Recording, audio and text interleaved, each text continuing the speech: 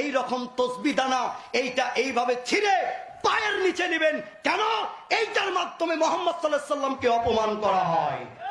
এই রকম তসবি দানা এইটা এইভাবে ছিঁড়ে পায়ের নিচে নেবেন কেন? এইভাবে ছিঁড়ে পায়ের নিচে নেবেন দিয়ে আল্লাহর জিকির করেছে।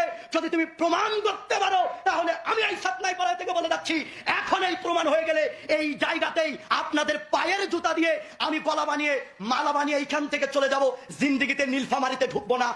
1000 মন ওজন দিয়ে বলছি। আর যদি এইটাকে প্রমাণ না করতে পারো, এই রকম তসবি দানা এইটা এইভাবে ছিঁড়ে পায়ের নিচে নেবেন কেন? এইটার মাধ্যমে মুহাম্মদ সাল্লাল্লাহু আলাইহি সাল্লামকে অপমান করা হয়। এই তসবি দানা দিয়ে কি করা হয় বলেন তো? কি করা হয়? তো মানুষ কতটা অজ্ঞ মূর্খ আর মাদকাসক্ত হলে এমন গাঁজাখুরি বক্তব্য দিতে পারে। আর অবাক লাগে ওই সমস্ত শ্রোতাদের যারা কতটা উন্মাদ আর পাগল হলে এমন গাঁজাখুরি বক্তার বক্তব্যের সমর্থনে ঠিক বলতে পারে। আর আফসোস লাগে ওই সমস্ত কমিটিদের তারা কোন লেভেলের প্রতিবন্ধী হলে এমন মাদকাসক্তের মতো বক্তাদের দাওয়াত করতে পারে।